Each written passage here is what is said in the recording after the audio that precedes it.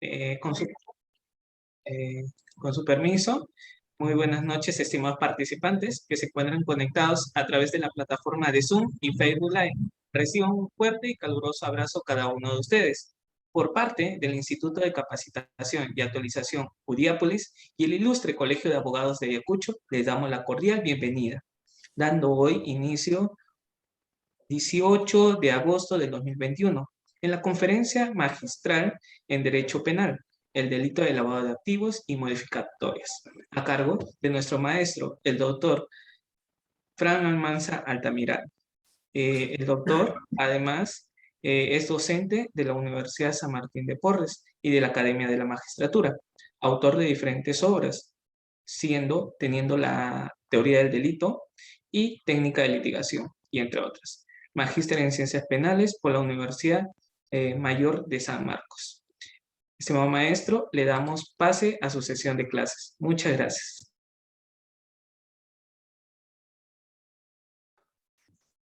Perfecto.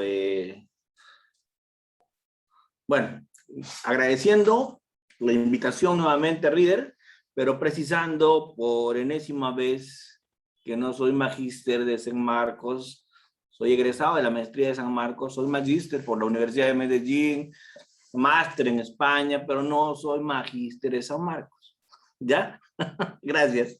No quiero que después digan que me estoy rogando grados que no ostento. Gracias. ¿Sí? Listo. Ok. En esa línea vamos a empezar con el tema que nos ha convocado el día de hoy.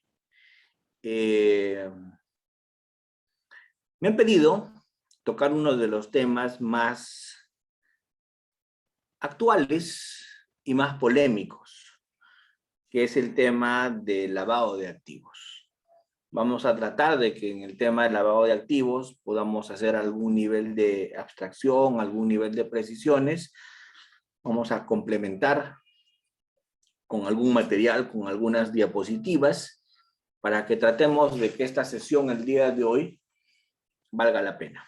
Los que se puedan también conectar con video me van a hacer sentir menos solo, porque voy a entender que no estoy hablando solo, sino que hay algunas personas que también me están acompañando. Gracias, Juan Carlos, y a todas las personas que se están conectando también con sus videos, ¿cierto? Para que esto sea tal vez mucho más llevadero para todos. Gracias por eso. Muy bien, vamos a tratar de compartir algunas presentaciones para los efectos de hacer más dinámica la sesión. Pero antes quiero hacer algunos comentarios respecto de lo que es el lavado de activos. ¿Qué cosa es el lavado de activos? Es un comentario con el que yo quiero empezar esta plática, esta charla.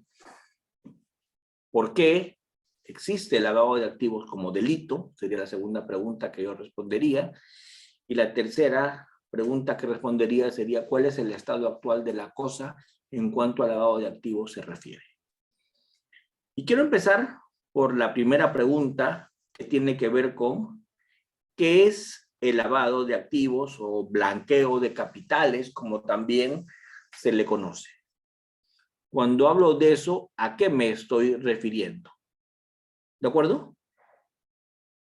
Entonces, ya veo que hay más personas que se están conectando con sus cámaras, lo cual es muy interesante. Bien. Lo primero que quiero dejar claro es que el lavado de activos no es ni lavado ni es blanqueo, porque el dinero maculado, lo que es de origen ilícito, siempre se va a quedar en ese origen ilícito. No hay forma de limpiarlo, no hay forma de blanquearlo. ¿De acuerdo? El lavado de activos es un delito únicamente de apariencia. ¿De apariencia de qué? De apariencia de licitud respecto de lo que es sucio. Cuando se habla de lavado de activos, lo único que se busca es aparentar limpieza. Lo único que se busca es aparentar licitud de lo que es sucio, de lo que tiene origen ilícito. ¿Y para qué se busca aparentar limpieza? ¿Para qué se busca aparentar licitud de esto que tiene origen sucio? Se busca aparentar limpieza, aparentar licitud. ¿Por qué? Porque se quiere evitar la incautación, se quiere incautar, se quiere evitar el comiso, se quiere evitar la pérdida de esos bienes. Entonces, la palabra propia no es lavado. La palabra propia debería ser maquillaje. La palabra propia debería ser apariencia. La palabra propia debería ser cualquiera de esas, menos blanqueo y menos lavado. Porque cuando decimos lavado o cuando decimos blanqueo, inducimos a error. Alguien podría creer que el dinero maculado, que el dinero sucio, que los efectos procedentes de delito, las ganancias procedentes de delito, se pueden limpiar, se pueden legitimar. Y eso no es posible. Eso no existe. ¿De acuerdo? Primera conclusión de la tarde. Es simplemente un delito de apariencia de licitud. El dinero maculado no se puede usar, porque el dinero maculado el Estado lo tiene que incautar, el Estado lo tiene que comisar. El dinero sucio no genera riqueza. El dinero sucio no debería ser disfrutado por nadie, porque la única forma de conseguir patrimonio en el Perú y en el mundo hoy día, en el mundo lo digo, y en el Perú también, es a través de actos lícitos. Lo único que te debe generar riqueza, lo único que te debe generar patrimonio es una obtención lícita. El artículo 140 del Código Civil me dice que uno de los elementos del acto jurídico, porque ustedes saben, se adquiere propiedad con actos jurídicos, y uno de los elementos del acto jurídico es el fin lícito, ¿verdad? Y cuando el Código Civil me habla de la propiedad, me dice que la propiedad también se hace en función al bien común, a las buenas costumbres, ¿cierto? Cuando el artículo 70 de la Constitución también me regula el régimen de propiedad, me habla de licitud, me habla de orden jurídico, buenas costumbres. Entonces, todo lo que es sucio, el Estado en algún momento lo debe recoger. Porque así esté en tu nombre, así esté registrado a tu nombre en registros públicos, ese inmueble, ese carro, esa propiedad, si tiene origen ilícito, técnicamente estará a tu nombre, pero jurídicamente no es tuyo. Pero jurídicamente no es tuyo. ¿Por qué? Porque lo has adquirido pues de manera ilícita, y lo que se adquiere de manera ilícita no genera propiedad, no genera patrimonio. Entonces los delincuentes saben eso. Y para que eviten que le quiten ese bien ilícito, para que le quiten ese dinero mal habido, lo que hacen los delincuentes es buscan que lavarlo. Y además buscan que lavarlo para poderlo gastar, para poderlo usar, para poderlo disfrutar. Entonces, el lavado de activos, ¿por qué se da? Se da por la necesidad existente que tienen los delincuentes, los criminales. Vamos a hablar por su nombre. Hoy día vamos a usar los adjetivos que corresponden, ¿cierto? Vamos a usar los adjetivos que corresponden. El lavado de activos existe porque los delincuentes, porque los criminales no pueden disfrutar de lo que han adquirido de esa manera. El Estado les tiene que quitar ese dinero, ese bien sucio. Entonces el lavado de activos surge porque estos criminales quieren disfrutar esa plata, porque estos criminales no quieren perder ese dinero. Entonces, ¿qué es lo que hacen? Le dan apariencia de licitud. Lo maquillan. ¿Para qué? Para poderlo disfrutar, para poderlo usar sin que se lo quiten. ¿Qué es el lavado? Cualquier conducta que busca maquillar, cualquier conducta que busca esconder, cualquier conducta que busca evitar que le quiten ese dinero sucio. Eso es lavado. Cualquier conducta. Lo que se haga para evitar que le quiten el dinero sucio al criminal, al delincuente, eso es lavado. ¿De acuerdo? Eso es lavado. Doctor, si para evitar que me quiten el dinero sucio lo meto debajo de mi colchón, lavado. Modalidad ocultamiento. Doctor, si para evitar que me lo quiten lo saco al extranjero, lavado. Modalidad transporte. Doctor, si para evitar que me lo quiten lo pongo a nombre de terceras personas, testaferros. Doctor, si para evitar que me lo quiten invento negocios a través de hombres de paja, a través de empresas fachadas, lavado también. ¿De acuerdo? Entonces, lo que se haga para evitar que te quiten el dinero maculado es lavado. Lo que se haga para que puedas usar ese dinero sucio es lavado. Lo que se haga para que aparentes licitud es lavado. Todo eso es lavado. ¿De acuerdo? Estamos en una situación tal en la que tenemos que combatir hoy más que nunca los dineros sucios, los dineros maculados. ¿Por qué? La pregunta es, ¿por qué? ¿Por qué tenemos que combatir los dineros sucios, los dineros maculados? ¿Por qué? Con esa pregunta quiero empezar. ¿Por qué? ¿Por qué? ¿Por qué tanta animadversión? Una vez alguien me dijo algo que yo voy a repetir en este momento. Alguien me dijo, en unos minutos les doy la palabra a todos, pero déjenme plantear el problema y les doy la palabra a todos. ¿De acuerdo? Déjenme plantear el problema.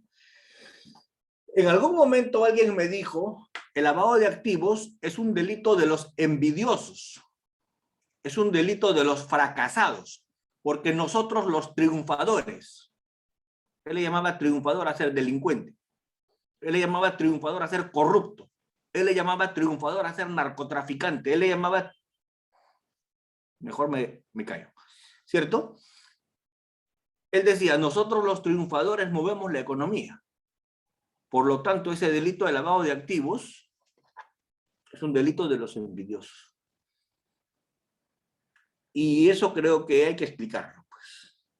Porque el dinero sucio se persigue en el Perú, no, en todo el mundo. ¿Y por qué el dinero sucio se persigue en todo el mundo? Porque el dinero sucio hace mucho daño. Cuando hay dinero sucio, el perjuicio es bien grande. Y acá voy a compartir una presentación un poquito para explicar por qué es que el dinero sucio perjudica. ¿Por qué es que el dinero sucio hace daño? Miren, el dinero sucio hace daño, el dinero sucio perjudica, el dinero sucio, ¿por qué? Porque primero genera corrupción, porque cuando hay dinero sucio, hay dinero con que corromper autoridades, con que corromper policías, con que corromper funcionarios públicos, con que corromper jueces, fiscales. Hay dinero sucio, pues, y el dinero sucio propicia la corrupción, tanto privada como pública. La corrupción, ¿qué hace? Elimina toda posibilidad de éxito. Nosotros estamos como estamos por tanta corrupción que hay. ¿Cierto? Vamos. El lavado de activos, ¿qué cosa genera? Genera también eliminación de empresas lícitas del sector privado legal. ¿Por qué? Porque nadie puede competir con un lavador de activos. Pues con un lavador de activos no se puede competir. El lavador de activos siempre te va a quebrar. El lavador de activos lo que va a hacer es crear monopolios. El lavado de activos se va a hacer dueño del mercado. Cualquier parecido con la realidad es pura coincidencia. El lavado de activos, ¿qué genera? Eliminación de empresas lícitas. Para poner un ejemplo, cuando tú tienes un negocio lícito, lo más común es que tu negocio lícito te permita un nivel de margen de ganancia. Un negocio lícito te permita tener algún nivel de margen de crecimiento. Pero cuando el que tiene el negocio tiene dinero sucio, ese que tiene dinero sucio podría trabajar incluso hasta a pérdida. ¿Y por qué podría trabajar hasta a pérdida? Porque lo que está invirtiendo es dinero sucio y lo que está haciendo no es no es actividad empresarial. Lo que está haciendo es lavado. Y si lo que está haciendo es lavado valiéndose de actividad empresarial, puede trabajar a pérdida, porque no le interesa ganar en la actividad empresarial. Lo que le interesa es aparentar licitud en sus negocios ilícitos. Así que puede vender productos por debajo de su costo. Así que puede trabajar a pérdida. ¿Pero eso qué va a significar? Eso va a significar que va a quebrar al que trabaja de manera leal. Eso significa que va a quebrar al que trabaja de manera legal. Miren lo que pasó con Aerocontinente en su momento. Yo puedo hablar de Aerocontinente porque ya hoy día tenemos sentencias en ese tema y como hay sentencias podemos hablar de eso porque ya es un tema sentenciado. ¿Qué pasó allí? ¿Qué pasó allí? Allí lo que ocurrió fue que empezó a vender pasajes a nivel nacional a precios muy por debajo de su costo. Creo que 39, 49 dólares ida y vuelta en tiempos en los que el combustible era mucho más caro que ahora. ¿Qué generó? Generó lo que todos nosotros hoy día conocemos. Generó que las empresas lícitas que habían en el Perú, las empresas lícitas que habían en el Perú de aviación comercial quiebren. ¿Y por qué? Quebraron porque sencillamente no podían competir con esta empresa que lo que hacía simplemente era, al parecer, una actividad de lavado de activos. Entonces, como no podían competir, quebraron, pues. Entonces, por eso es importante el lavado, porque genera la quiebra de las empresas lícitas. Reduce actividades productivas lícitas. Desestabiliza economías legales. Va a desestabilizar economías legales. Un país que tiene dinero sucio se desestabiliza. La economía se tergiversa. Se generan burbujas inflacionarias. Se suben de precios los inmuebles. Los pobres se vuelven cada vez más pobres y los que tienen poder económico cada vez más ricos. Se genera deterioro de la moral. Se pierden democracias. Las desigualdades sociales se acrecientan. Se genera violencia generalizada. No lo digo yo. Miren Centroamérica. No lo digo yo. Miren Guatemala, El Salvador, Honduras. No lo digo yo. Miren Venezuela. No lo digo yo. Miren solo acá al costado, Colombia. Lo que pasó en su momento. La moral se deterioró. Los niños querían ser sicarios porque ganaban más plata. Las señoritas querían de pronto algo más fácil. Por eso es que hasta se eliminó concursos de belleza en Colombia. Se generó una violencia tal por el dinero sucio que había ya con el narcotráfico que dicen que hubo más de 50,000 muertos, violencia generalizada. Se puso en riesgo las democracias. ¿Por qué?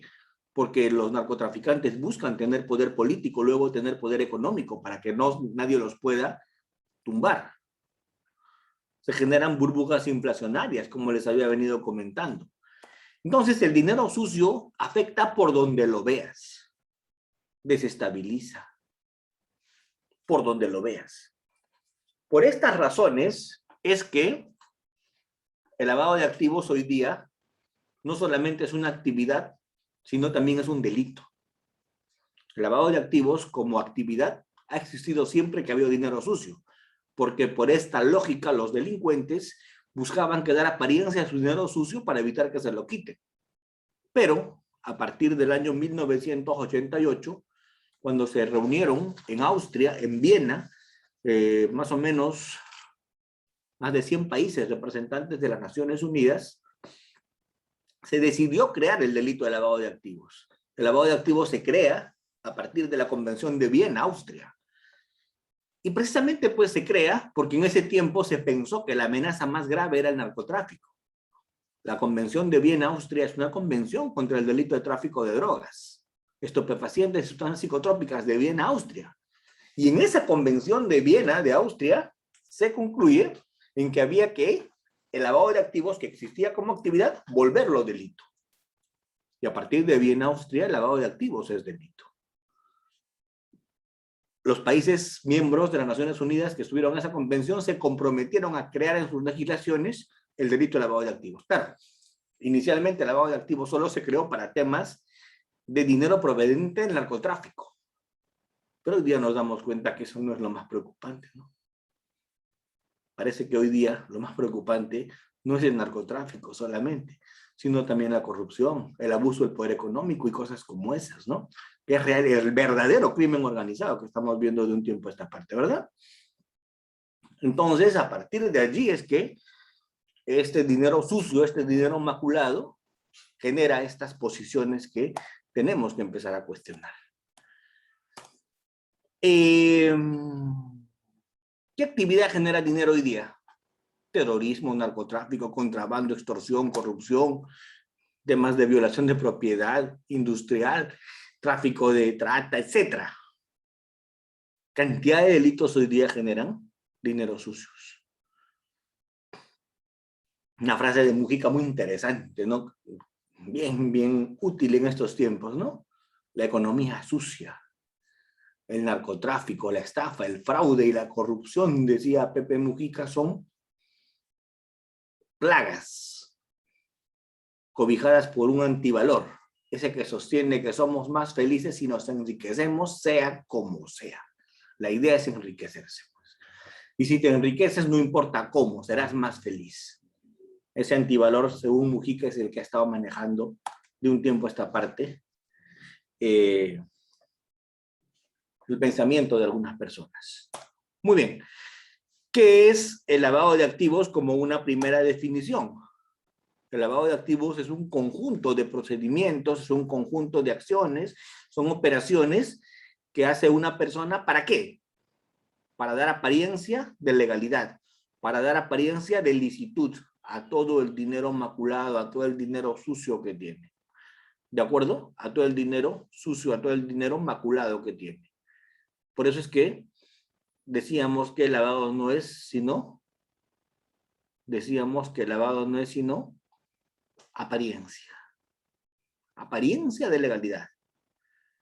Pero, como decían en el circo, el mono se viste de seda, pero sigue siendo mono. No podrá ser hombre ni humano, ¿cierto? Así esté vestido de seda, es lo mismo acá. Es apariencia. El objeto es todos los bienes, efectos o ganancias, materiales o inmateriales, que tienen origen ilícito. La legislación peruana ha tenido toda una génesis. Se empezó con el tema del lavado de activos en tráfico de drogas. Se empezó a abarcar después para otro tipo de delitos. Hoy día las leyes vigentes son el decreto legislativo 1106 modificado por el 1249, es lo que está vigente hoy día. El 1106 modificado por el 1249. ¿Y de qué te habla? Te habla de 3 conductas fundamentalmente explicitadas. ¿Cuáles son? Conversión o transferencia, ocultamiento y tenencia, y transporte o traslado. Son las conductas en las que va a consistir la comisión del delito de lavado de activos. Vamos a hablar también hoy día de la autonomía del lavado de activos, ¿cierto? Pero vamos un poco a la evolución, a las metodologías sobre cómo se ha venido lavando activos a lo largo de los tiempos.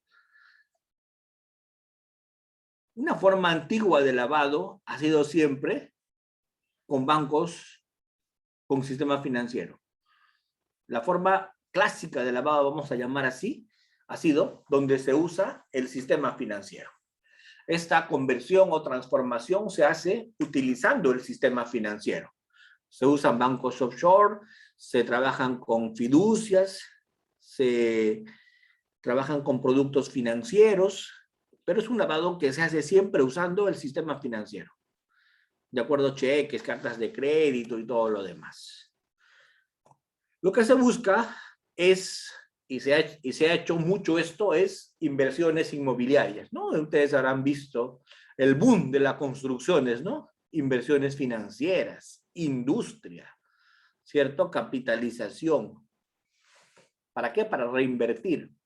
También algún dinero sucio ha servido para financiar el terrorismo. ¿Cuáles son las formas más comunes? Ya estas son formas históricas de lavado, ¿no? ¿Cuáles son formas históricas de lavado? Una forma histórica de lavado es el famoso pitufeo. ¿Qué es el pitufeo? El uso de pitufos. ¿Y cómo es este tema del uso de pitufos? Estas son algunas presentaciones de una gran amiga, Sarita Salazar, gran juez a quien siempre rindo mi homenaje en Colombia por toda la labor que ha desempeñado en la lucha contra los criminales en ese país, que parecían invencibles, pero ella demostró que sí se puede, ser honesto. Bueno, el tema de los pitufos es usar varias personas para hacer operaciones por sumas inferiores a las que la UIF, la Unidad de Inteligencia Financiera, detecta y reporta. Porque ustedes saben, todos los bancos tienen que detectar operaciones sospechosas más de ciertos montos y al toque informar a la UIF. La UIF procesa y corre traslado a la Fiscalía de Lavado de Activos. Entonces, para evitar que se detecten, se usa pitufeo. ¿Qué es eso? Operaciones por sumas muy inferiores para evitar que se detecten. Otra forma también es hacer fraccionamiento. O sea, no se usa pitufos, no se usa varias personas, sino una misma persona que hace, fracciona. Y en vez de hacer una operación grande, hace muchas operaciones pequeñas para fraccionar los montos. Se utiliza cuentas, varias a veces. ¿Para qué? Para evitar el rastreo, para evitar el seguimiento, para evitar que se haga todo eso. Durante mucho tiempo se ha lavado usando piedras preciosas, porque las piedras preciosas son fáciles de ser trasladadas de un país a otro. Son indetectables por las máquinas, por los radar, por los rayos X. Sin embargo, ese grupito de piedras preciosas podría valer cientos de millones. Entonces, bienes de lujo.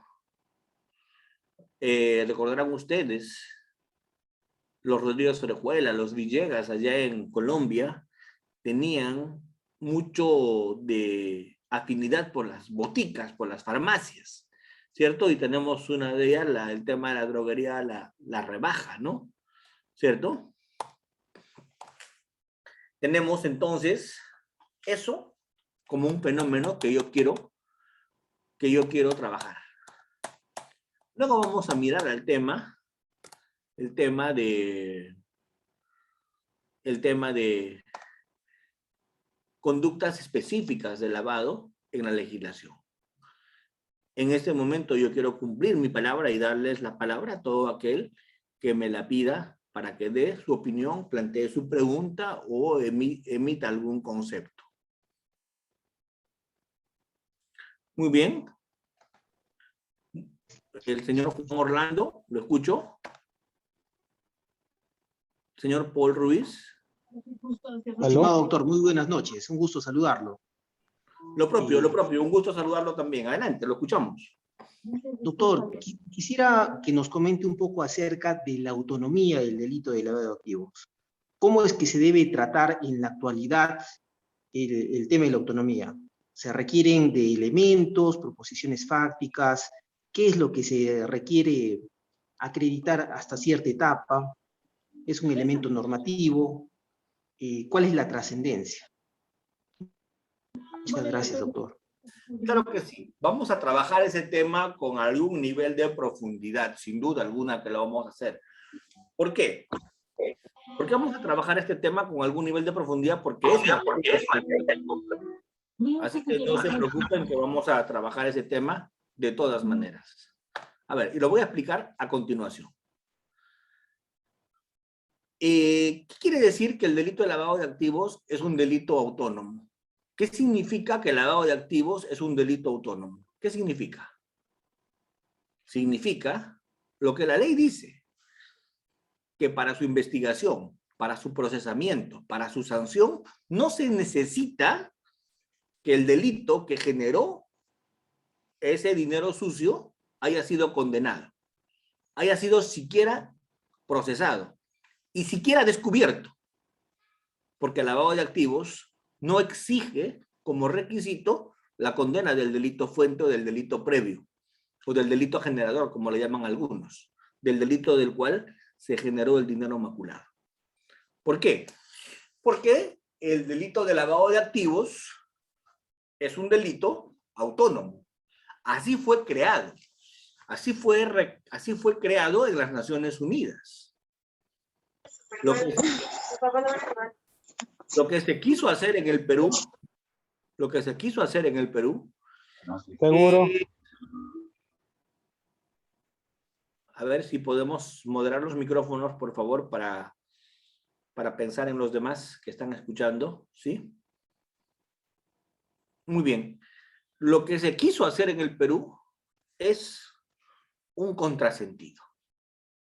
El reglamento SICAD, la GAFI, Naciones Unidas, la Convención de Viena, la Convención de Palermo, las herramientas internacionales, el reglamento único de SICAD, habían creado el delito de lavado de activos y desde su concepción se creó como un delito autónomo.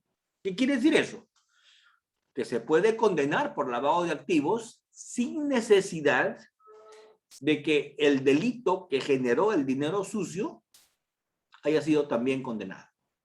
O sea, no era un prerequisito condenar el delito fuente, el delito donde se obtuvo el dinero, para condenar por lavado. ¿Por qué? Porque el que cometía lavado de activos normalmente era un tercero. Y no lo cometía el mismo que había cometido el delito fuente, sino lo cometía un tercero. El lavado de activos siempre lo cometía un tercero. Entonces, si el lavado de activos lo va a cometer un tercero, por lógica, pensemos, por lógica, si el lavado de activos lo va a cometer un tercero, ese tercero no conoce el delito fuente.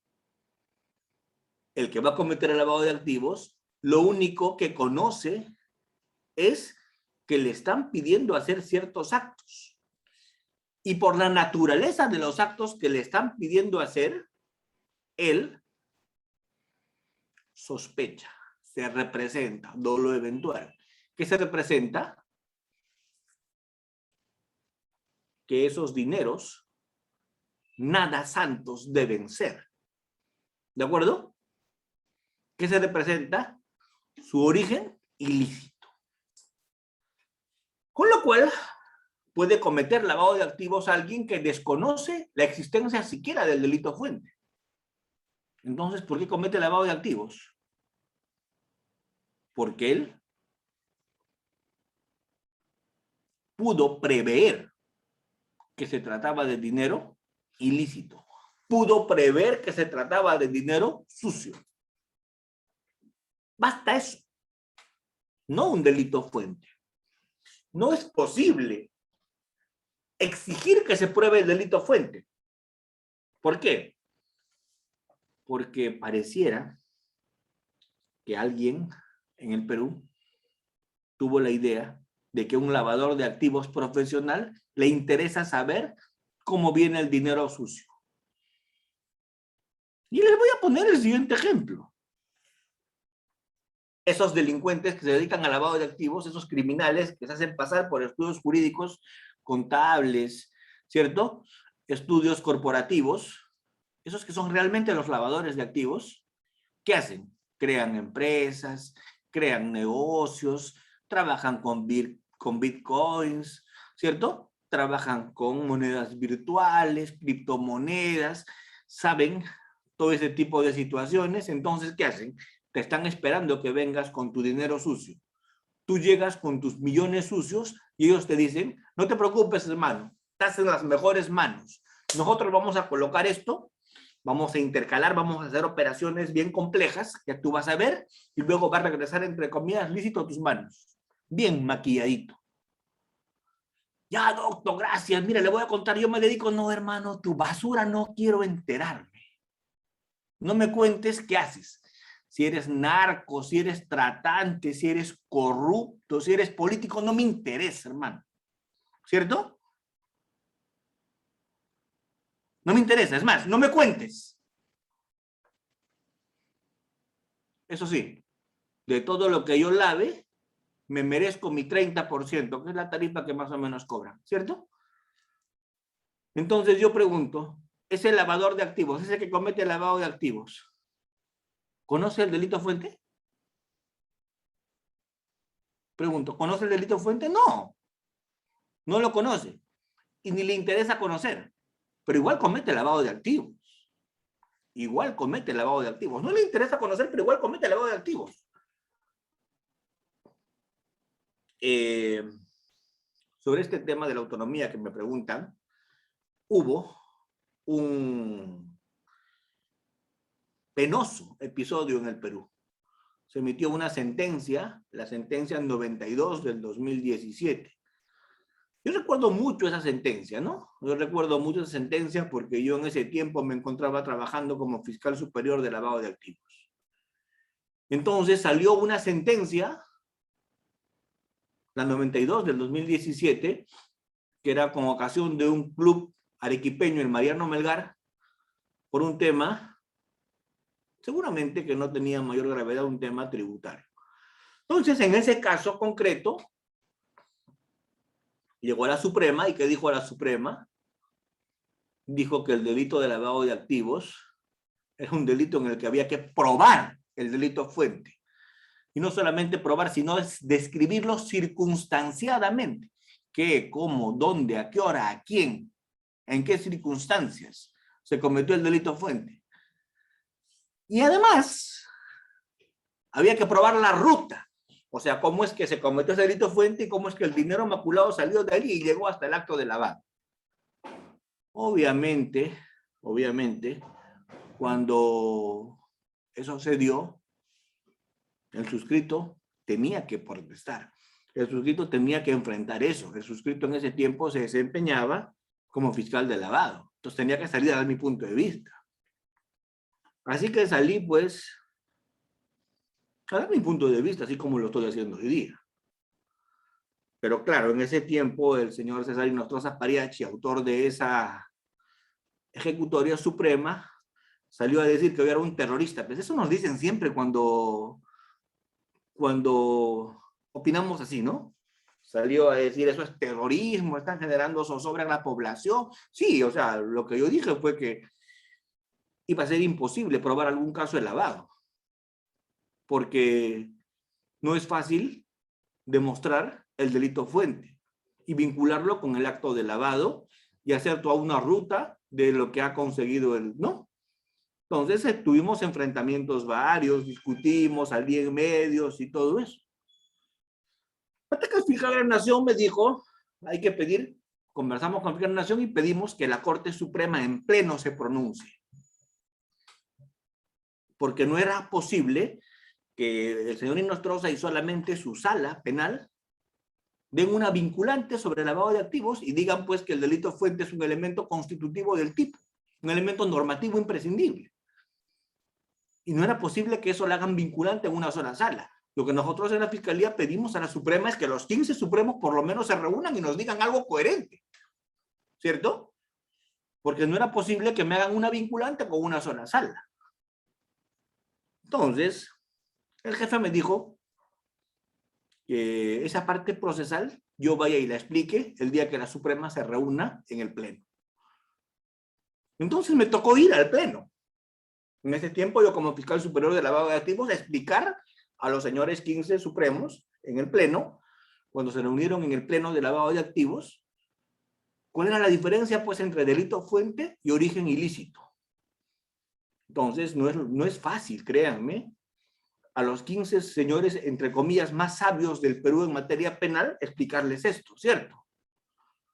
Yo dije, ¿qué les puedo decir que no sepan ya? ¿Cierto? ¿Qué les puedo decir que no sepan ya? Entonces, me saqué mi reloj. Y lo mostré. Y dije, señor magistrado, si hoy día salgo de acá, de la Corte Suprema, de este lindo auditorio, y me voy caminando acá por la espalda del Poder Judicial en horas de la noche, estas zonas que cerca a Grau se consideran rojas, me voy caminando en horas de la noche, y se me acerca un tipo y me dice, porque me ve con terno, me dice, doctor, le vendo. Y me muestra un reloj, y yo veo que el reloj no tiene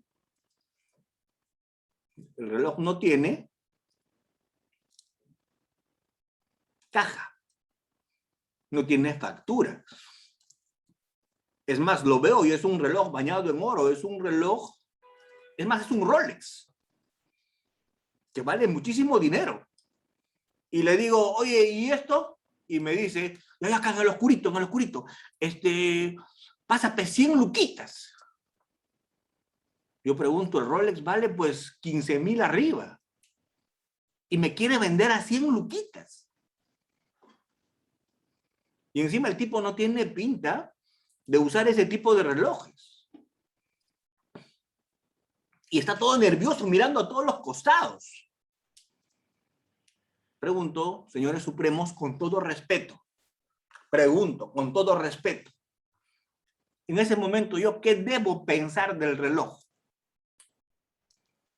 Y obviamente la respuesta fue que es de origen ilícito o no. Ese reloj es de bajada, ¿cierto? Ya, eso es origen ilícito, doctores. Con indicios me doy cuenta que derecho no es. Delito fuente sería que yo sepa a quién, dónde, cómo, a qué hora le quitaron ese reloj. Con arma, sin arma, entre 2, entre 3, hurto simple, hurto agravado. Eso es delito fuente. Y yo me voy a jubilar, señores supremos, les dije, antes de que consiga un caso con ese nivel de detalle. ¿Cierto? ¿Por qué? Porque que yo logre establecer el delito fuente en un caso de lavado de activos va a ser imposible. Pero sí puedo probar qué cosa, el origen ilícito. Claro, en un sistema ultra garantista me pueden pedir eso. ¿Cierto? Pero claro, el tema estaba bien orquestado. Oficiosamente aterrizaron en el Perú varios, entre comillas, digo entre comillas y subrayado entre comillas, juristas de talla. ¿Cierto? Y todos los penalistas de este país que se respetan eran un ejército de guaripoleras. Y no me provoquen que voy a decir nombres, pero guaripoleras con hilo dental, adelante de la casación del 92, todos, diciendo, oh, resolución, y el único imbécil era yo.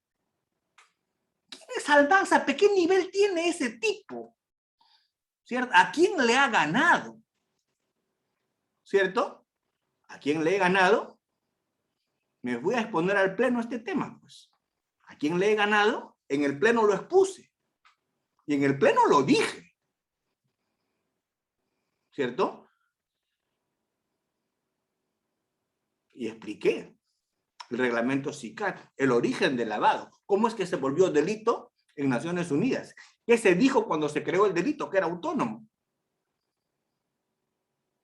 Y cuando vinieron esos abogados de Europa, yo les pregunté, porque no me aguanté la pregunta, y le dije, maestro, connotado, espero que esté disfrutando el Marriott y todas las comodidades como su vuelo en primera clase, por haber venido al Perú a elogiar esta casación.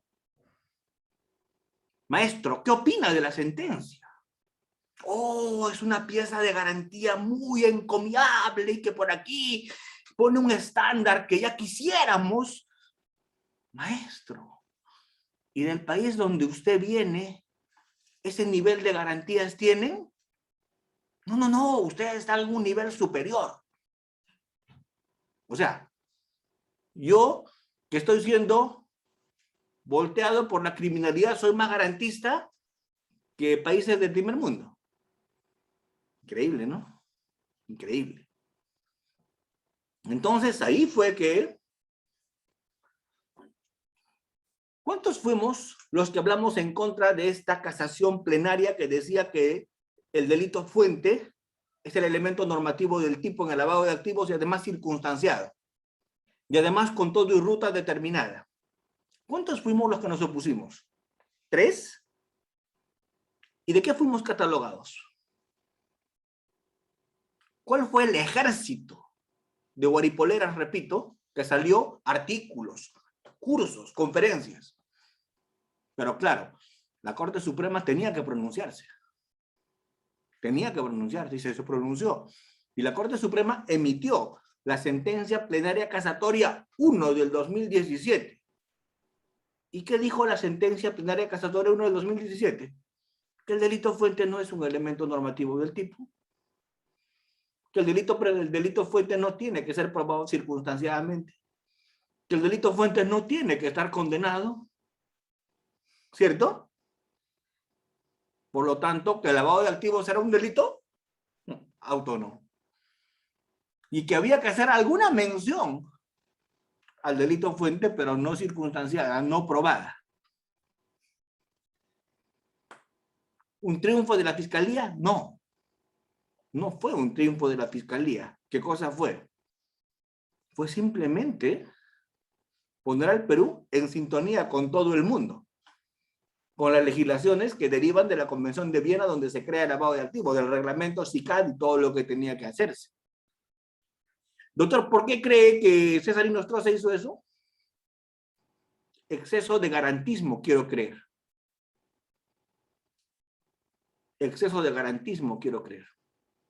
Pero claro, esa sentencia plenaria casatoria estuvo vigente varios meses como sentencia. Sí, pero previamente a la sentencia plenaria casatoria estuvo vigente la sentencia 92 del 2017, la vinculante. Y esa vinculante hizo que se archiven muchísimos casos de lavado de activos a su amparo. Así que, si me preguntan, yo respondo. Así fue, esa fue la historia del Perú. ¿Cierto? Esa fue la historia del Perú. Así fue que se hizo esto. ¿Qué dijo la Suprema? Dijo lo que decía SICAD, dijo lo que decía Viena, dijo lo que dicen todos los países del mundo. Pregunto, felizmente estamos en el siglo XXI. Felizmente lo que se dice en las conferencias quedan. Felizmente sé hacer capturas de pantallas. Felizmente sé guardar archivos. Cuando salió la sentencia plenaria casatoria 1 del 2017, dándonos la razón a los de la Fiscalía, ¿qué dijo todo ese ejército? ¿Qué dijo? ¡Oh, qué buena sentencia! Era precisamente lo que nosotros también opinábamos. ¿Cierto? Interesante, ¿no? Interesante.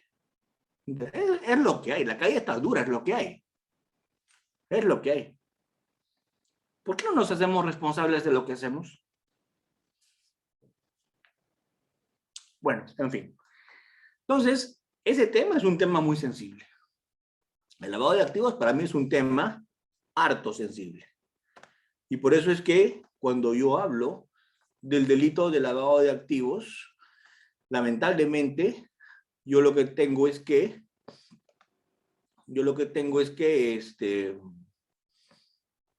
aterrizar en preguntas de este tipo, que ustedes me plantean en estos eventos. ¿De acuerdo? Que me preguntan en estos eventos y yo, en la medida de mis posibilidades, con el mayor gusto, si es que estoy en posibilidades de hacerlo, tal vez lo puedo explicar. Hay un cuadrito que les quiero mostrar un poco para explicarles cómo es que funciona este tema del lavado de activos.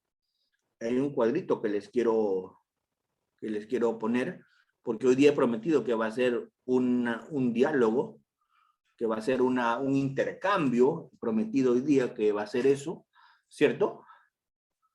Y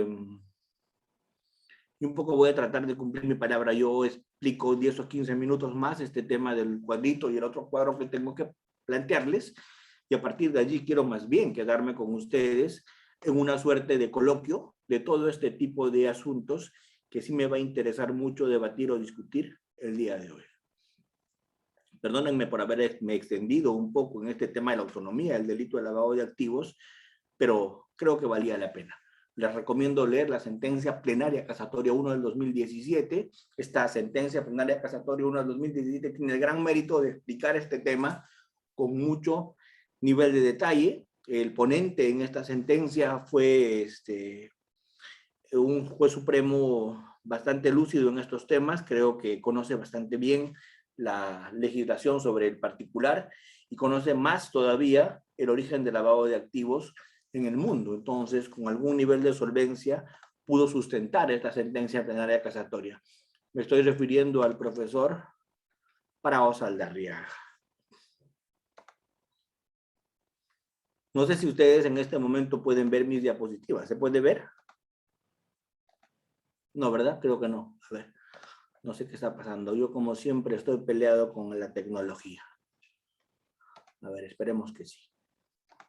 A ver. Miren, acá. Ahora creo que así se ve. Levanten la mano si se ve. ¿Se ve? ¿Sí? Sí, doctor. Perfecto. Gracias. A ver. Acá hay un cuadrito interesante respecto a la tipicidad objetiva y la tipicidad subjetiva del delito de lavado de activos. La tipicidad objetiva me dice siempre el qué. El qué. ¿Qué quiere decir eso? Que lo puede cometer cualquier persona. El lavado de activos no es un delito que necesita o que exige un sujeto activo calificado. El lavado de activos lo puede cometer cualquier persona. No necesita un sujeto activo calificado. ¿El qué dice, no? Muy bien. Las conductas típicas son todos los verbos rectores que están en los incisos 1, 2, 3 del decreto legislativo 1106, modificado por el 1249 y posteriormente una modificatoria que también vamos a revisar el día de hoy. ¿Cuáles son esas conductas típicas? Convertir, transferir, esconder, ocultar, tener, transportar, trasladar, etc. ¿De acuerdo? Todas son esas conductas típicas, los verbos rectores. O sea, el que hace todo eso, convierte, transfiere, esconde, guarda, posee, tiene, transporta, etc. ¿Qué cosa? ¿Cuál es el objeto del delito? ¿El objeto del delito cuál es? Dinero, bienes, efectos o ganancias. Ese es el objeto del delito. Dinero, bienes, efectos o ganancias, pero cuyo origen ilícito se conoce. El origen ilícito se tiene que conocer. Es un delito que se comete con dolo. El dolo consiste en conocer el origen ilícito. Pero o se conoce o se debe presumir. Cuando digo se debe presumir, hay quienes dicen que estamos hablando de una suerte de dolo eventual. Pero también tiene una tendencia interna trascendente, o sea, una finalidad adicional al dolo. ¿Y cuál es esa finalidad adicional al dolo? La finalidad, la razón por la que se comete el delito. ¿Qué es el dolo? El dolo es conocer, el dolo es saber lo que estoy haciendo. Muy bien. Todo aquel que hace algo sabiendo lo que hace, lo hace por algo. Esa es la finalidad relevante. ¿Y cuál es la finalidad relevante? La finalidad relevante es evitar la incautación, el decomiso. Esa es la finalidad relevante. Para eso se comete el lavado de activos. Eso prácticamente diferencia el lavado de la receptación. Porque en la receptación también se negocia un bien que tiene origen ilícito. Pero la diferencia con el lavado es que en la receptación no hay finalidad de evitar incautación o decomiso, hay finalidad de lucrar simplemente. Las etapas de lavado, las más conocidas por lo menos, son la etapa de colocación, que es el dinero sucio se coloca normalmente en el sistema financiero, el dinero sucio se coloca en el sistema financiero. Hoy día ya no se habla solo del sistema financiero, se habla del sistema paralelo al sistema financiero, que es el sistema de bitcoins, de criptomonedas, que es donde hoy día se hacen los más grandes actos de lavado, porque a diferencia del sistema financiero, cuando uso estas monedas digitales, no necesito poner mi nombre, no necesito identificarme, no me piden mayores datos. Yo adquiero gran cantidad y transfiero y hago lavado pues de una manera impecable, si es que había posibilidad antes de establecerlo en el sistema financiero, ahí no hay ninguna. Y luego se hace intercalación, esto es, transfiriendo a empresas, usando triangulación, haciendo contratos entre las mismas empresas, realizando actos de lavado, con transferencias, con préstamos, con situaciones que impliquen que la cantidad de operaciones haga que se intercale el dinero sucio de manera tal con dinero limpio que finalmente se pierda y, entre comillas, vuelva como ganancia al patrimonio convertido en bienes de lujo y cosas como esas, ¿no? Yo lo que les había dicho es que esto ha quedado claro en el acuerdo, en la sentencia plenaria acusatoria 1 del 2017, el delito precedente no es elemento, el delito precedente no se requiere, el delito de lavado de activos es autónomo, el lavado de activos es autónomo, no requiere que el origen ilícito haya sido descubierto, no requiere que el origen ilícito haya sido encontrado, sino a través de indicios. El origen ilícito solamente se prueba con indicios, no requiere que el delito fuente haya sido descubierto, investigado, procesado o condenado. Se requiere simplemente indicios que prueben el origen ilícito. ¿Y qué indicios se requiere que prueben el origen ilícito? Pues los incrementos injustificados, los desbalances patrimoniales, el uso de testaferros, la ausencia de negocios lícitos, esto es lo que vamos a ver en unos minutos. ¿De acuerdo? El dolo es directo. Muy bien. Vamos acá, vamos a mirar ahora, vamos a atender por un segundo al chat, porque en el chat también deben haber algunos comentarios. Sentencia plenaria casatoria 1 del 2017, así es tal cual. El doctor Víctor Prado Saldarriaga, ponente, sin duda. ¿Qué relación existe entre la evasión tributaria y la informalidad comercial con el lavado? No, ser informal no es delito, la evasión tributaria sí. Ahí está la sentencia 1 del 2017, te agradezco por la pregunta. La sentencia de la casatoria 1 del 2017, muy bien. Todos los demás han dicho que registran su asistencia. Excelente, muy interesante, ¿cierto? Han dicho que registran su asistencia. Muy bien.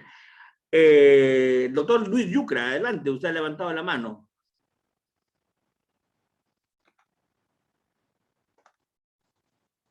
Yo le di el audio, doctor Luis. Doctor Juan Orlando, también le di el audio. Usted, el doctor Paul Ruiz también. No puede guardar. Aló. Es importante, creo que me va a proponer matrimonio. Adelante, adelante, adelante. Lo escuchamos, doctor, lo escuchamos, por favor. ¿Me escucha, doctor? Sí, adelante, por favor. Muchas gracias por participar. Bueno, yo puse mi primer chat estableciendo que el lavado de activos me parece con una pena muy excesiva y exagerada. Número 2, te hice un comentario que a una cliente la procesaron y sentenciaron a 15 años de pena privativa de libertad por haber aceptado la compra de una casa que estaba embargada por Scotiabank. Y al que compró posteriormente la casa lo sentenciaron también a 10 años. Y eso me parece sumamente exagerado y desproporcional. Mucho más teniendo en cuenta que el lavado de activos actualmente tiene unas penas incluso superiores al TIC y al delito de violación. Eso es todo, doctor. Muchas gracias, doctor. Muchas gracias por participar. Gracias por su intervención. Discrepo con el doctor. Yo sí creo que el delito de lavado de activos es un delito sumamente grave. Yo sí creo que el delito de lavado de activos es un delito que golpea duramente a los países. Yo sí creo que el lavado de activos es un delito que debe ser sancionado con penas bastante severas. ¿Por qué? Porque el criminal que comete un lavado de activos no es aquel que ha sufrido carencias sociales, no es aquel que ha sufrido olvido de parte del Estado, no es aquel que está delinquiendo por necesidad, no es aquel que está delinquiendo porque seguramente ha sido en alguna medida condicionado por la sociedad a eso. No estamos en esos supuestos. Yo creo que el que comete el lavado de activos es una persona que ha decidido dedicarse a la mega corrupción, dedicarse al tráfico de drogas, dedicarse a los delitos más execrables por un sencillo fin. que es el que un poco se definió, que es un poco el que se discutió en la Convención de Viena. En la Convención de Viena, ¿qué se dijo? En la Convención de Viena se dijo, los criminales están teniendo mucho poder, y con ese su poder están haciéndose del mundo. ¿Qué quería Escobar? Escobar quería ser dueño de Colombia, recuerden ustedes. Escobar causó una masacre por allá. Y yo pregunto, ¿en México no ha pasado algo parecido? ¿En México los cárteles no han desangrado México? ¿No son culpables de grandes gobiernos puestos por ellos? ¿El lavado de activos va solo? Jamás. El lavado de activos es un delito que se comete normalmente en crimen organizado. El lavado de activos siempre está con corrupción. El lavado de activos siempre está con drogas. El lavado de activos siempre está con trata. Siempre está con minería. El lavado de activos se comete de manera organizada. Si hay algo que hace realmente daño es el lavado de activos. El dinero sucio, para ponerles un ejemplo, ¿qué cosa hace? Hace que una casa en Miami te puedas comprar una casa muy bonita, con jardín, con patio, en una zona muy bonita, muy linda en Miami, te la puedes comprar con $350,000. Verano todo el año, una gran metrópoli, compras, deportes, verde, mar. Qué lindo es vivir en Miami. ¿Cuánto te cuesta una casa en Miami? Una casa, 200 metros, una cosa pequeña. $350,000. Esa misma casa, ¿cuánto te cuesta en el Perú? Para que vivas enrejado, sales, te violan. La pregunta es, ¿cuánto te cuesta esa casa en el Perú? ¿2 millones de dólares? ¿Qué te compras en el Perú con $300,000? ¿Un departamento de cuánto? ¿Ubicado dónde? ¿Y por qué? ¿Porque el Perú es más bonito que Miami? No, porque acá hay demasiado dinero sucio. Y ese demasiado dinero sucio que hace que la economía se tergiverse, que se disparen los precios, que haya burbujas inflacionarias, que para el pobre sea cada vez más inaccesible acceder a estas cosas. Y por eso es que muchas personas de bien en algún momento caen, pues. Entonces el lavado sí hace realmente daño. El dinero sucio afecta mucho a las economías en el mundo. Si queremos combatir contra la criminalidad, debemos combatir el dinero sucio. Porque el poderoso siempre va a querer ser más poderoso, ¿no? ¿Qué ocurre con alguien que tiene demasiado dinero sucio? Ya sea porque abusa de su poder económico, ya sea porque termina en monopolios. El dinero sucio termina en monopolios. Así terminaron los Rodríguez Orejuelas en el tema de Colombia con las farmacias. Así terminan las empresas de aviación. Así terminan con monopolios. Y cuando empiezan bajando precios y se hacen dueños del mercado, te cobran lo que absolutamente quieren. ¿Y eso a quién afecta? A todos. Claro, hay condenas como la que menciona el colega, donde se condena pues por lavado de activos al pata pues que movió 50,000 soles. Sí, pues, pero eso es como cuando la SUNAT le cae pues al pequeño comerciante, ¿verdad? En el lavado de activos no estamos pensando en esta gente, estamos pensando en la gente macro, en la gente que realmente es peligrosa, en la gente que realmente está destruyendo este país. En esa gente estamos pensando, ¿no? ¿Cierto? Lamentablemente en este país siempre se aplica con dureza penas a quienes.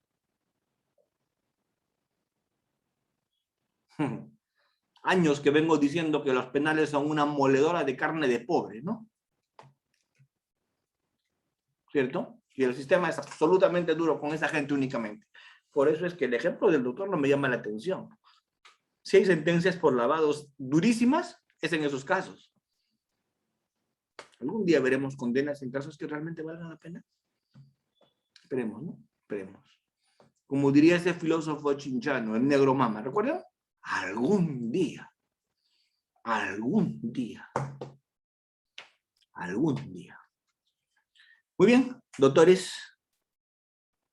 Doctor Freddy. Doctor Freddy, doctor Paul Reader, activa ese micrófono. Sí, ¿me escucha, doctor Almanza? Adelante, con todo gusto.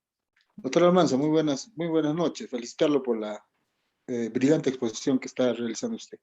Una Gracias. pregunta respecto del delito de lavado de activos, por ejemplo, en zona de frontera, donde impera la informalidad.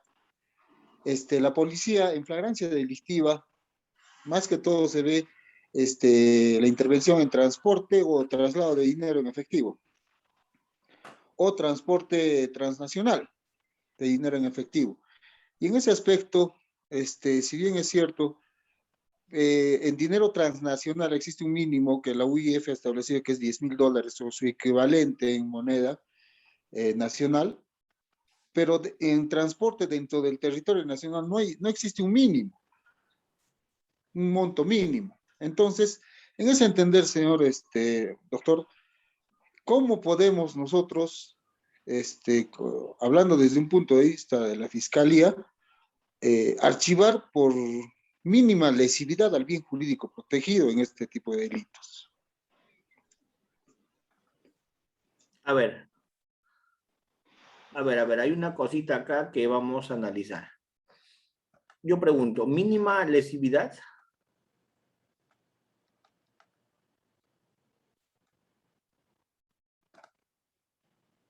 Vamos a analizar una cosa, con lo que usted nos comenta.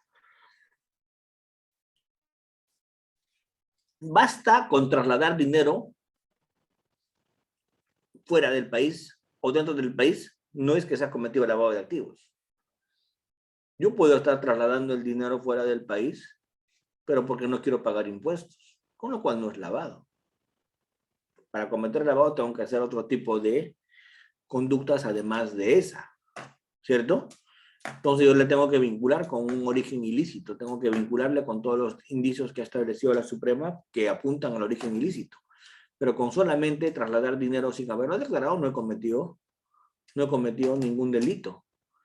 Lo peor que pasará es que me retengan ese dinero hasta que yo lo justifique, ¿cierto? Pero no tengo más elementos como para cometer delito de lavado de activos con eso. Pero ¿qué pasa pues si el tipo estuvo preso por TIC? Si su organización sigue operando. ¿Ya vamos vinculando a algún delito o no? Pero si no vinculamos a ningún delito, no hay lavado de activos. O sea, para que haya lavado de activos tiene que haber vinculación criminal de todas maneras. Y esa vinculación criminal tiene que ser a través de un origen ilícito, que se tiene que establecer con indicios, que no es lo mismo que delito fuente, origen ilícito. Entonces, el solo hecho de trasladar dinero, sacar dinero fuera del Perú, no comete pues lavado de activos. A menos que a eso lo juntes con otro tipo de ingredientes que te van a hacer pensar que ese dinero que se pretende sacar del país o mover dentro del país es dinero ilícito. Porque también cabe su plata limpia, pero él no confía en los bancos. Entonces será pues una infracción netamente administrativa la que él está realizando. ¿De acuerdo? Entonces, por ahí creo que le puedo responder. Entonces, si a los demás, Reader, les puedes activar también el micrófono.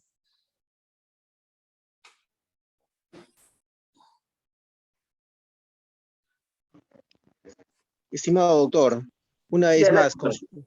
apelando a su conocimiento, quisiera saber, doctor, si es que en la acusación se debe precisar cuál es el delito fuente, si debe haber convicción indicando el delito fuente es el de robo agravado, o si debo decir simplemente, presumiblemente es el de robo agravado, y si es que deben haber proposiciones fácticas que sustenten el delito fuente o el origen ilícito en ese sentido.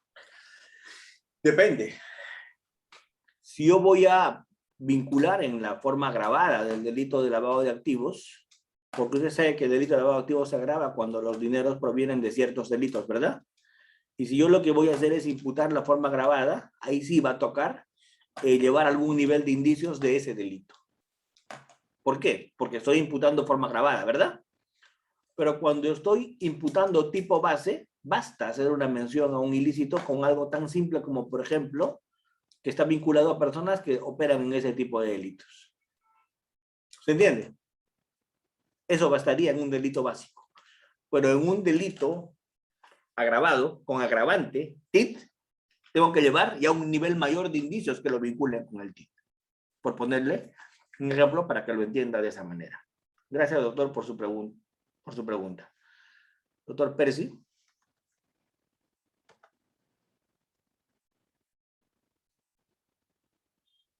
¿Nadie más?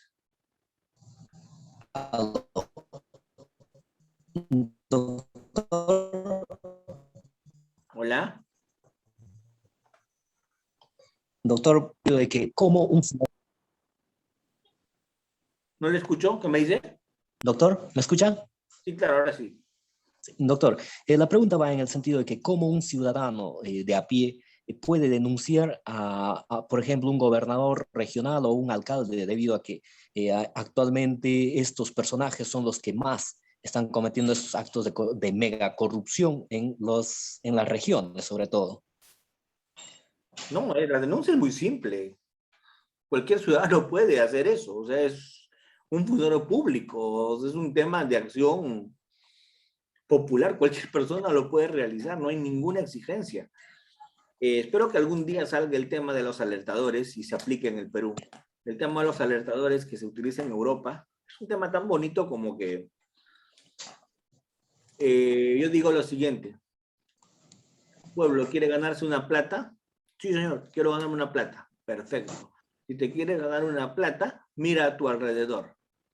Y si ves a un funcionario público a tu costado que trabaja contigo, que está siendo corrupto, tómale fotos, sácate la documentación que demuestra eso, ¿de acuerdo?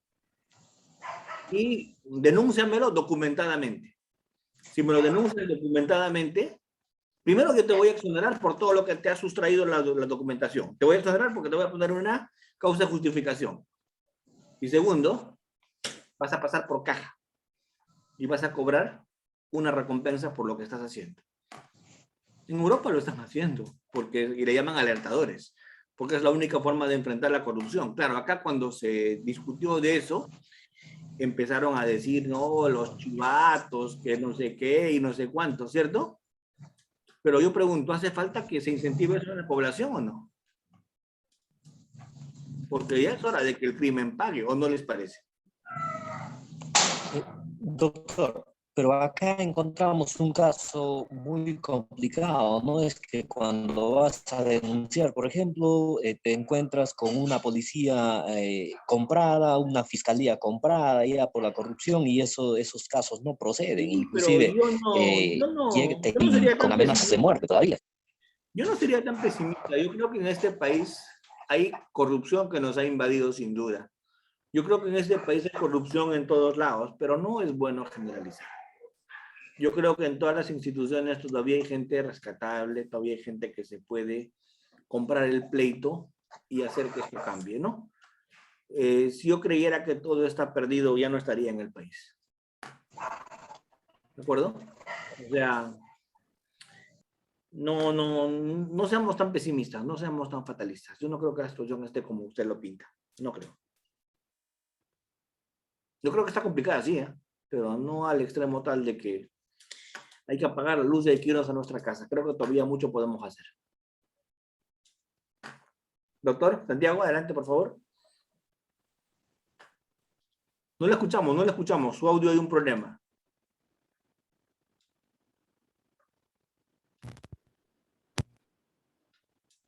No le podemos escuchar, o tal vez soy yo el único que no lo escucha. No se escucha. Sí, pues no le podemos escuchar, doctor Santiago. ¿Alguna razón hay que no le escuchamos? De pronto, si vuelve a reiniciar su equipo, tal vez hay alguna falla que le está generando eso.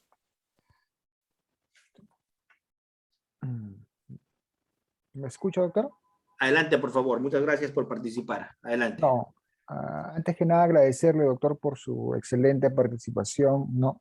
Y quería hacer no sé si es pregunta o comentarios, doctor Almanza, respecto a la figura de la informalidad, esa célebre figura de informalidad que a veces muchos magistrados en salas penales, ¿no?, señalan como una causal de irresponsabilidad.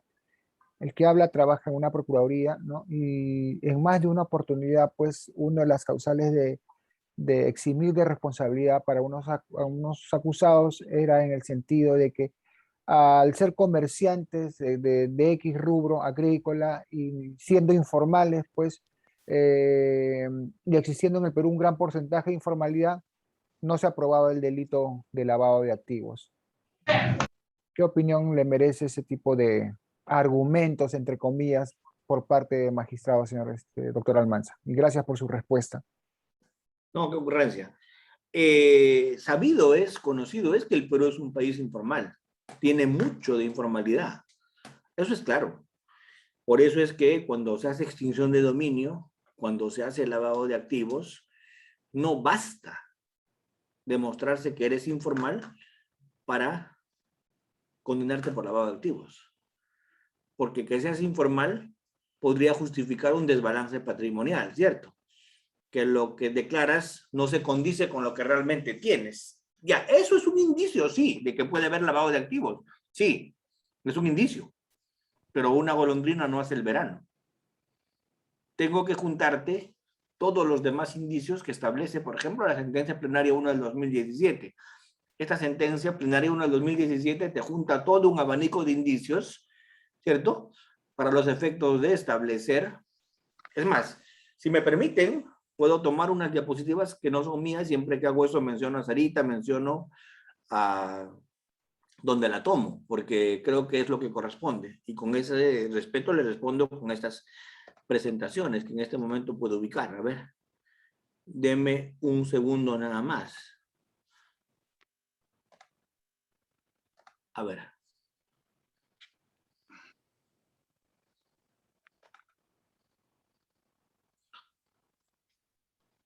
¿Se ve la pantalla?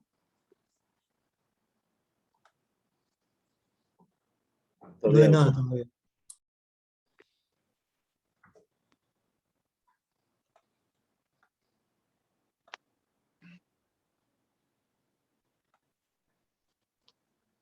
A ver, veamos.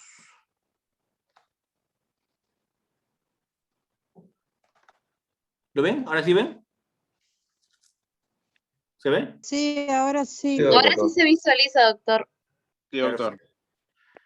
Perfecto. Entonces ahí ustedes pueden mirar que el tema del lavado de activos requiere, ahí se ve toda una evolución, ¿ven? Se crea en la Convención de Viena en el año 1981, como ya les había comentado. Se crea en Viena, luego se hacen la creación de la GAFI, se trabaja con la GAFI, el grupo de Acción Financiera Internacional, el grupo EGAM, ¿no? El modelo SICAD, que es el que les decía cuando les explicaba de dónde se venía el tema de que el lavado de activos es un delito autónomo. Nosotros nos hemos copiado tal y cual en la redacción del modelo SICAD de la OEA, en el lavado de activos, ¿cierto? Y nuestra redacción, por eso es que dice que el lavado de activos es autónoma. Luego el tema del pleno casatorio, la convención posterior es la de Marcona, que también les hablé, la convención. La convención más fuerte es la convención de Mérida, pero la convención que a mí me gusta mucho es esta convención del 2000 de Palermo, también sobre el tema del lavado. Entonces, yo voy a tratar de mostrarles ahora este cuadrito que resume, por ejemplo, toda la evolución legislativa, ¿no? En el 91, primera vez que se aplica el lavado de activos en el Perú a través de decretos legislativos que modifican el Código Penal en el tema de drogas. Con el reglamento SICAD y la Convención de Palermo, viene la ley 27.065 en el 2002. Con la Convención de Mérida y Varsovia, vienen los decretos legislativos 986, el acuerdo plenario 3 del 2010, el acuerdo plenario 7 del 2011, ¿cierto? Luego viene el decreto legislativo 1106, luego el decreto legislativo 1249, y ahí es que viene esta casación que les decía de Inostroza Pariachi, el 92 del 2017, y la sentencia plenaria casatoria 1 del 2017. Es todo el íter, que ahí está bastante bien explicado. Sobre estas fases ya hemos hablado, pero acá hay una parte de autonomía, pero acá hay una partecita de estas diapositivas que me gustan mucho, que las voy a poner para explicarle un poquito a usted el tema de los indicios de lavado de activos, ¿no? El tema de los indicios de lavado de activos que me interesa mucho que ustedes recuerden, ¿no? El tema de los lavados de activos, hay un cuadrito acá muy bonito que espero poderlo poner.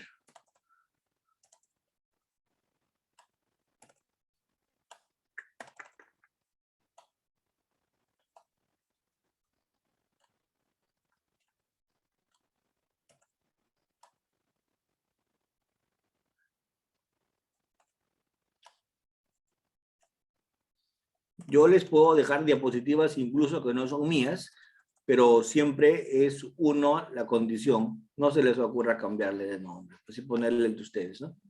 Creo que no es, o sí, ¿verdad? Entonces, ahí está, la información es pública, se las dejo.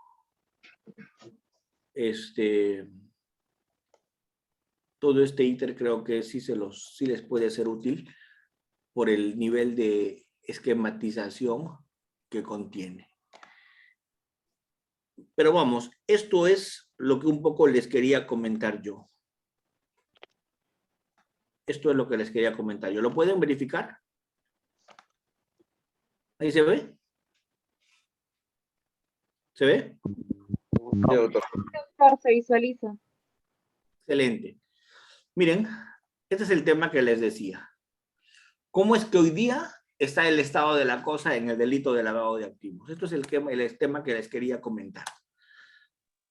El lavado de activos a través de las famosas criptomonedas. ¿Qué es lo que se está hoy día manejando?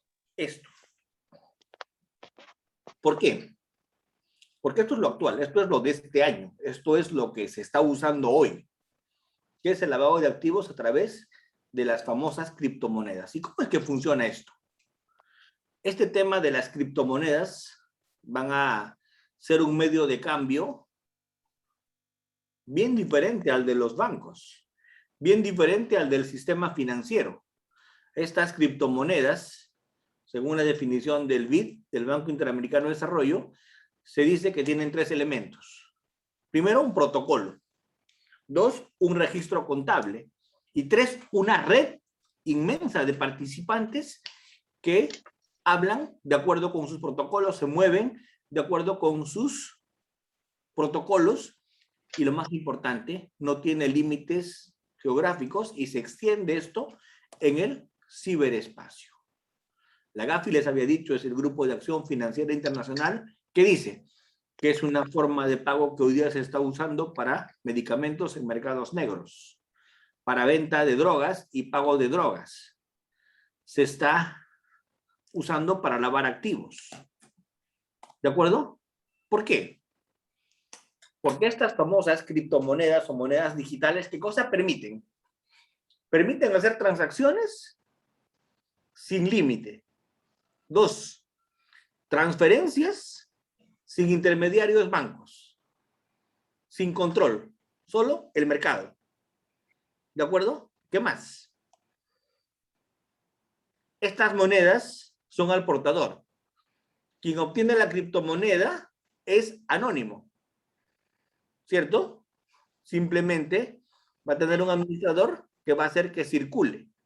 Es una forma completamente privada, segura y casi irrastreable. Por lo tanto, escapa a los controles de los bancos de reserva. No hay regulación de su emisión o transferencia. Todo es oferta y demanda. ¿De acuerdo? No necesitan a los bancos para moverse. No tienes que revelar tu identidad. Los compradores no tienen la obligación de declarar sus nombres, apellidos, domicilio, identidad. Solo lo cifra, lo que creas, lo que criptas, transacciones cifradas. ¿De acuerdo? Este tipo de transacciones, al ser anónimas, se tumban las políticas financieras.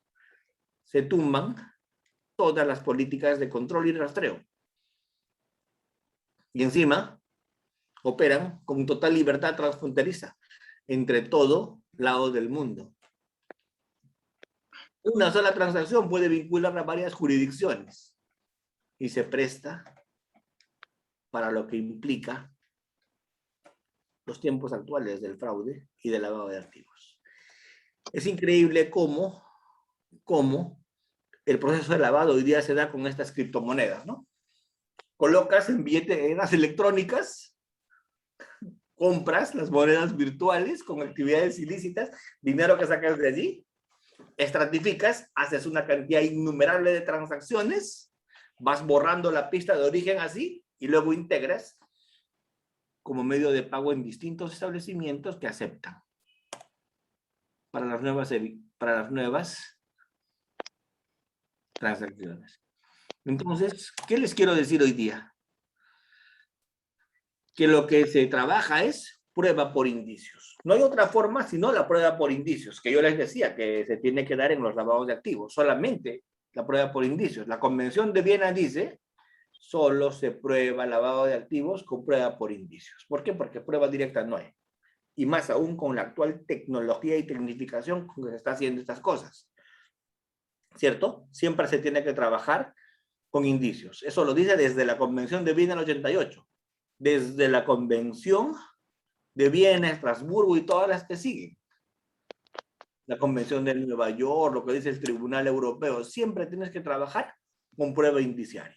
La prueba directa es rara en casos de lavado de activos. La prueba directa normalmente no existe en casos de lavado de activos. En temas de lavado de activos, lo usual, lo normal, lo común es que trabajes con prueba por indicios o prueba indirecta. Pero cuando trabajas con prueba indirecta tienes que hacer tu esquemita. Tienes que utilizar máximas de la experiencia. Tienes que utilizar reglas de la ciencia. Y a partir de allí tienes que hacer todo un razonamiento inferencial. Y solo a partir de eso puedes tener credibilidad en un proceso penal. Los indicios, rastros, vestigios los tienes que usar de una manera muy cuidadosa acá. Este tema de los hechos indicadores que tienen que estar probados, a los cuales les vas a aplicar reglas de la experiencia o reglas de la ciencia, para que a los hechos indicadores que están probados, usando reglas de la ciencia y máxima de la experiencia, extraigas, hagas inferencias de lo que desconoces. Eso es el resultado del razonamiento que vas a tener que hacer. Los indicios, por sí solos, no sirven para nada. Pero cuando los juntas y hacen parte de un todo, te van a llevar a establecer lo que tú conoces. Por ejemplo, el origen ilícito. El origen ilícito siempre se va a probar únicamente con pruebas por indicios. ¿De acuerdo? Únicamente con pruebas por indicios. ¿Ven? Miren. Las famosas caletas. Las famosas caletas. ¿Ven? Los hechos conocidos, las inferencias que realizas y lo que tú concluyes que es lo que desconoces. Pueden haber indicios necesarios. Un solo indicio es suficiente. Un indicio necesario, un ADN, por ejemplo. O indicios contingentes, que tienen que ser varios. Graves y leves, pero varios. ¿Cierto? En el Perú, ¿qué ha dicho nuestra Corte? Que pueden haber indicios antecedentes, indicios concomitantes e indicios precedentes y concomitantes y subsiguientes. Esto es antes, capacidad para delinquir. Concomitantes se presentan con el delito y subsiguientes, por ejemplo, en el lavado de activos, un subsiguiente es una adquisición de bienes. Un concomitante son los actos de lavado, el llevar dinero, el transportar. El antecedente es a qué te has dedicado. ¿De acuerdo? El artículo 159, 158 en el Perú regula, el 158 regula la prueba indiciaria. Me dice que los indicios tienen que estar probados, que sean contingentes, plurales, ausentes de contraindicios. ¿De acuerdo? ¿Y cuáles son los indicios que en el Perú son los más frecuentes? Y acá le respondo la pregunta al colega que tan amablemente me la ha formulado. Primer indicio importante en lavado, incremento inusual del patrimonio. Segundo indicio importante en lavado, inexistencia de negocios lícitos. Tercer ingrediente fundamental del lavado, constatación de vínculos con actividades de tráfico de estupefacientes. O extorsión, trata, vínculos con eso. Entonces, si tú lo vinculas con algún delito de estos, bingo. Si además no tiene negocios lícitos que justifiquen su dinero, segundo Número del bingo. Tercero, tiene un incremento inusual del patrimonio. Ya vamos avanzando cada vez más, ¿cierto? Entonces, tenemos que juntar indicios para probar este tipo de delitos. ¿Sí? Este es un delito que lo tienes que trabajar con mucho, mucho cuidado. Vamos a ser evaluados en el Perú nuevamente. En la evaluación anterior no nos ha ido tan bien. Nos han calificado como bajo en varias cosas. Pero acá sí va a tener que tocar hacer una labor de indagación muy importante en lavado. Identificar bienes, detectar sus operaciones que realizan, establecer las relaciones con las sociedades, bienes, operaciones financieras que realizan, ¿cierto? Y vas a terminar también mirando todo lo que tiene que ver con movimientos financieros, adquisición de bienes muebles, rastreo de actividades, rastreo de personas, análisis de información, mapeos, ¿cierto? ¿Para qué? Para que puedas encontrar algunos indicios que te puedan servir. Un tema fundamental en lavado de activos es el tema de la doble contabilidad. Un tema fundamental en lavado de activos es duplicidad de estados financieros. El tema de las partidas falsas, los documentos falsos, los libros disque destruidos, el manejo de grandes sumas de dinero, el uso de testaferros, el tema de las empresas de fachada, las empresas de papel, las cuentas con nombres ficticios, las declaraciones tributarias falsas, los aumentos injustificados de riqueza, la inexistencia de negocios lícitos. Entonces, con esto, ¿qué les quiero decir? ¿Qué les quiero decir, doctores?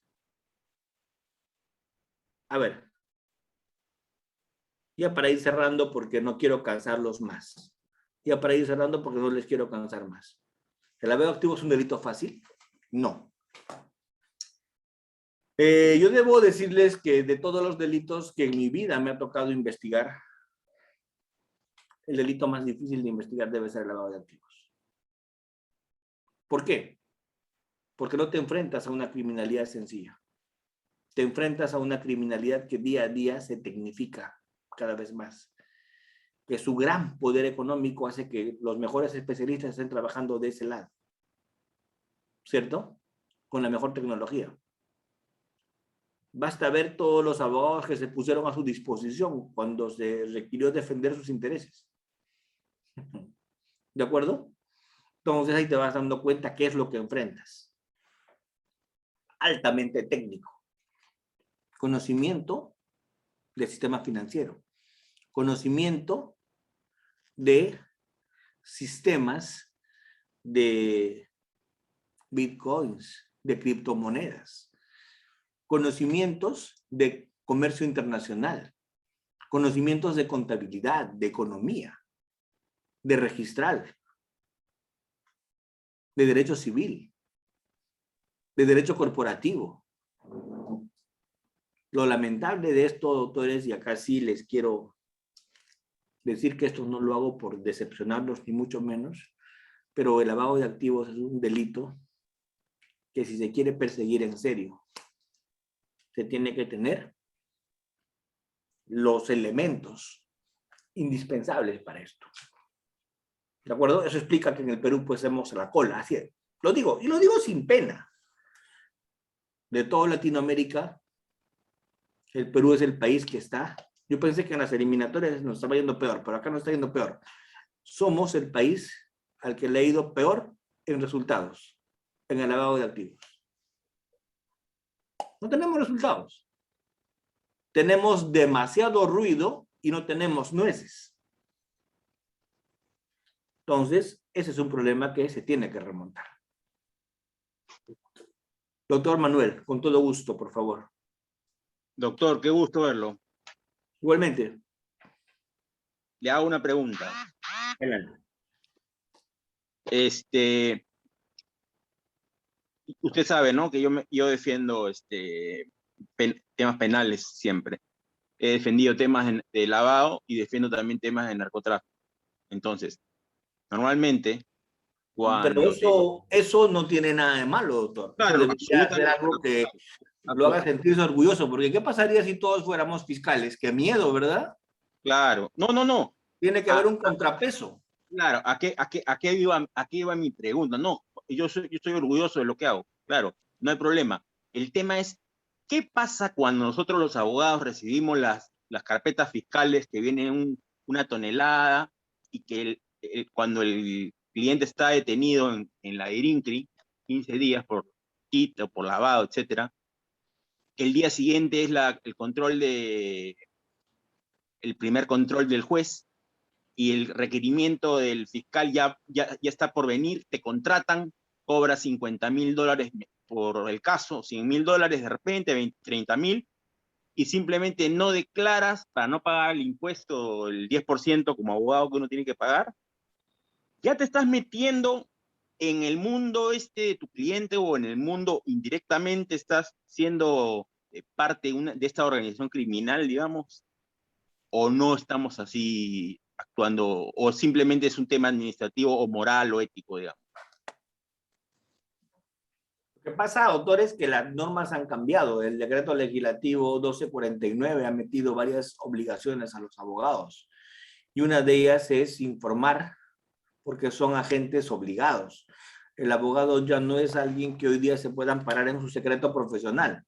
Si verifica alguna vinculación de ese tipo, lo tiene que informar, y si no lo informa comete delito. ¿De acuerdo? Ya es sujeto obligado, el abogado defensor, ¿no? Entonces al final uno puede terminar en un problema bien grande. Y estas normas que han sido duramente criticadas en el Perú, el otro día que me preguntaban, yo decía, pero en el Perú no es que se está diciendo eso de manera abusiva. Esas son recomendaciones que se han dado desde la GAFI, desde las Naciones Unidas, desde las convenciones, en cuanto a la responsabilidad que tienen que tener los profesionales vinculados a la defensa, a la asesoría y a todo lo demás. ¿De acuerdo? Entonces, defender casos de narcotráfico, defender casos de lavado de activos no está mal, tiene que tener defensa, porque de lo contrario, pues, ¿cómo se asegura un sistema acusatorio? De lo contrario, ¿cómo se hace justicia? Imagínense la tiranía tan fuerte que podría haber de parte de la Fiscalía si no habría un contrapeso. Es imposible, ¿cierto? Tiene que haber ese contrapeso. Tiene que haber esa dialéctica, porque eso es lo que hace que el modelo funcione. ¿De acuerdo? Entonces, la labor de la defensa es tan loable como la de la Fiscalía. Nada más que ambos tienen un rol distinto, ¿cierto? Sin embargo, defender estos casos exige de parte de los profesionales del derecho penal mucho cuidado. ¿Por qué? Por las obligaciones que se tienen respecto a las modificaciones legislativas que han habido, ¿cierto? Y yo no creo que al cliente le haga gracia que el abogado le diga yo soy sujeto obligado y como tal estoy entregando toda esta información a la Fiscalía, ¿cierto? Claro. Yo no creo que a partir de allí el cliente apruebe esto, ¿cierto? Claro. Entonces, yo sí, mi consejo es que hay que tomar muchas precauciones allí, ¿no? Y si es posible tener pues ahí algunos pactos bien redactados en los contratos de locación de servicios o el contrato que se firme, ¿cierto? Entonces, para evitar problemas futuros, ¿de acuerdo? Porque el hecho de un honorario que no se declara, el hecho del dinero que se recibe, el hecho del cobro de sumas exorbitantes, el hecho de manejo de información sensible, si no se toman las debidas precauciones, podría generar más de un problema. ¿De acuerdo? De acuerdo. Gracias por su pregunta, muchas gracias. Creo yo que hemos conversado algunos temas. Me he excedido 12, 13 minutos del tiempo que yo había prometido tener con ustedes. Les pido las disculpas por eso, pero bueno, eso ya es un tema con el que ya no puedo. Nunca respeto tiempo. Siempre me excedo y atropello el terreno de los otros. ¿De acuerdo? Pero gracias por su participación, gracias por su tiempo. Esto es solamente una presentación inicial. Como yo le decía a Reader de Udiapolis cuando me invitó a esta conversación, yo le dije que el tema del lavado es amplísimo. Podemos hablar de muchísimas variantes en lavados, ¿cierto? podríamos hablar de temas sensibles en lavado como financiamiento de partidos políticos y cosas como esas, ¿cierto? Entonces, pero cada uno de esos temas es para una clase, ¿de acuerdo? Entonces, ¿qué es lo que hemos hecho hoy día? Un pantallazo, una presentación de ubicación, que es el lavado, cómo es que se regula, cómo es que aparece en el mundo, cuáles son sus orígenes, por qué se da, qué cosas se busca, qué es lo que nuestra norma básicamente dice, pero hasta ahí, ¿cierto? Hasta ahí. Esa fue la limitación de esta primera sesión, hacer una primera aproximación, un primer acercamiento a este tipo de figuras, ¿sí? Creo que a partir de allí se tienen que profundizar en los aspectos que yo ya he mencionado. Gracias por haberme aguantado hasta tan tarde. Unas personas que no se han ido, eso es para mí muy importante. ¿De acuerdo? Yo agradezco su atención, su tiempo y pido las disculpas del caso a veces porque me emociono en ocasiones y tal vez digo cosas fuera del lugar. Las cuales no me arrepiento, pero siempre me quedo pensando que pude haberlo dicho de una manera menos apasionada. ¿Cierto? Que estén muy bien, cuídense mucho y Dios mediante hasta cualquier otra oportunidad. Felicidades. Gracias, doctor. Gracias, maestro. Gracias, doctor. Buenas noches. Gracias, doctor. Gracias, Muy doctor. amable. Muchas gracias, doctor. doctor. Excelente ponencia. Gracias, doctor. Doctor, Bendiciones. disculpe, se nos podría